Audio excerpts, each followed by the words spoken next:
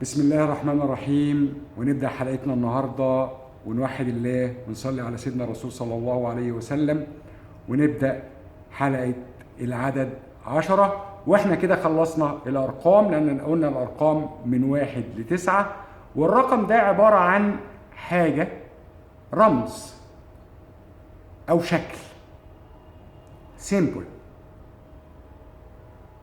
ده الرقم. العدد لما نيجي بقى نعد ونحط 1+1 بيساوي 2، 1+9 بيساوي 10، 2+8 بيساوي 10، 3+7 بيساوي 10، 6+4 بيساوي 10، 5، 5+5 بيساوي 10.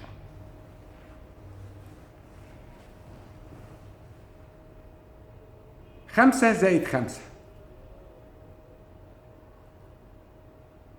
ولو حطينا 5 و5 كده نقراها 55،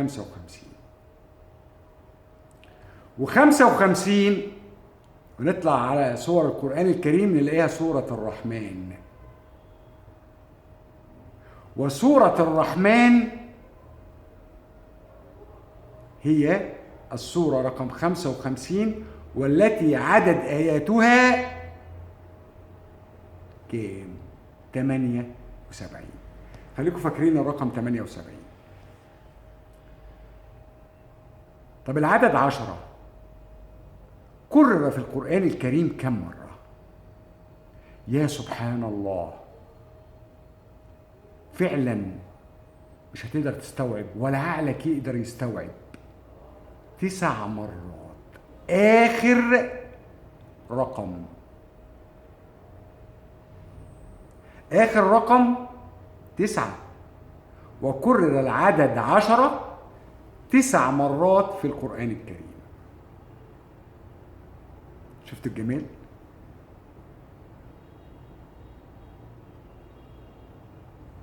تسعة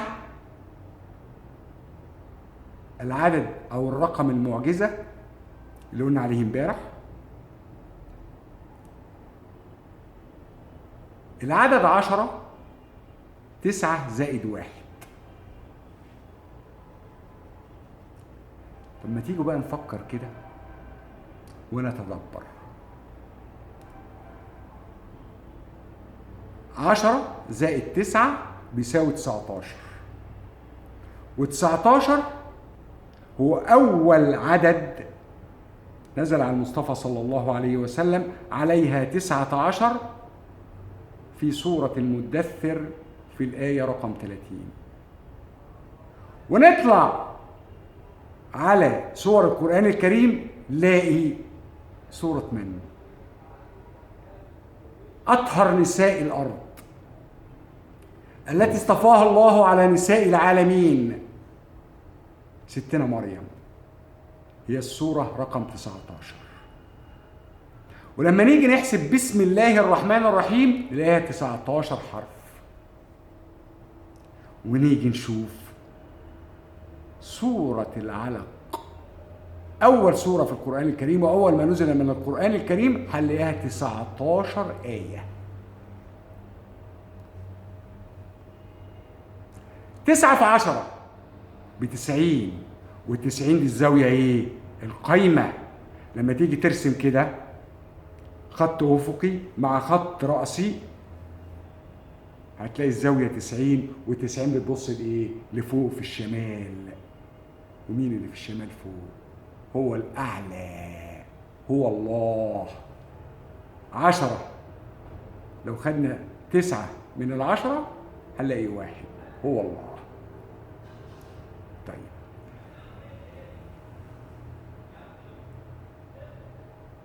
لما نيجي نفكر ونتدبر، وقلت لك لما نيجي نعمل الخط الوهمي بتاع لما تحط كلوة ايدك عشان تعمل CPR، عشان تعمل انعاش قلب رئوي، عشان في حالات السكتات القلبية المفاجئة، قلت لك اعمل حرف التي المقلوب اللي هو ايه؟ الزاوية القايمة.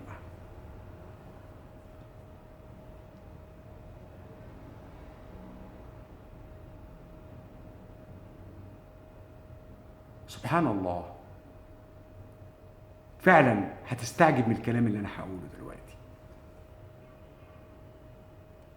لو جمعت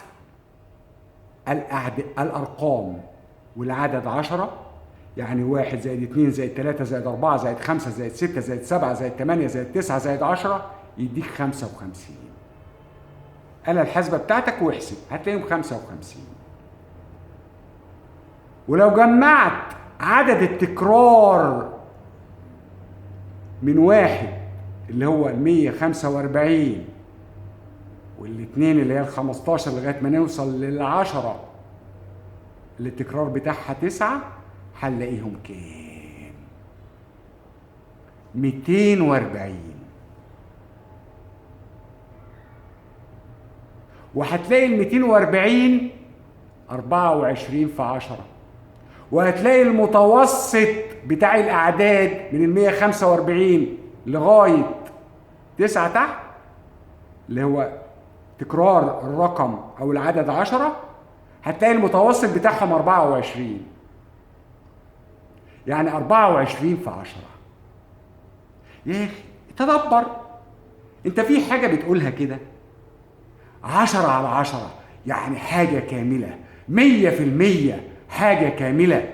يعني لما حد يقول لك 10/10 يعني ما فيهاش نقصان، حاجه كامله. يبقى الكمال لله الواحد الاحد البديع.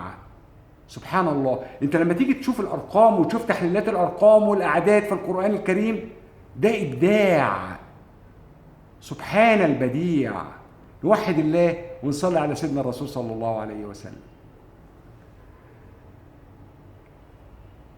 الجمال لما تحسب وتجمع من 1 ل10 تلاقيهم 55. 5 و5 ادي اركان الاسلام وادي ال5 صلوات. وال55 هي سورة الرحمن التي عدد آياتها 78.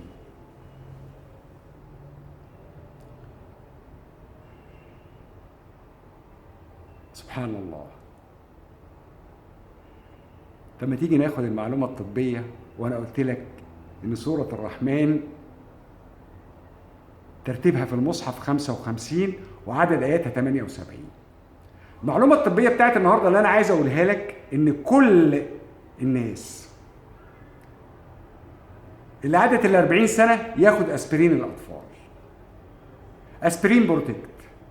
الأسبرين بيعمل سيولة، بيمنع الجلطات. طب أنا فكرت فيها إزاي؟ أنا كتبت كلمة أسبرين وحولتها الكود لقيتها طلعت 78.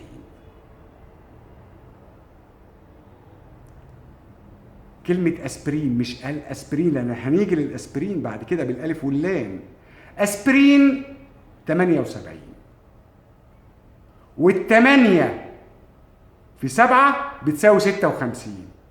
دورت على 56 كلمة كده، عايز كلمة تطلع بال56، لقيتها كلمة الدم. إذا الأسبرين ده بيحافظ على السيولة بتاعة الدم. سبحان الله. سبحان الله في ملكه. سبحان البديع. مفيش حاجة كده ربنا خلقها عشوائية، لا لا لا لا لا لا. كل حاجة بحسابه بقدر معلوم.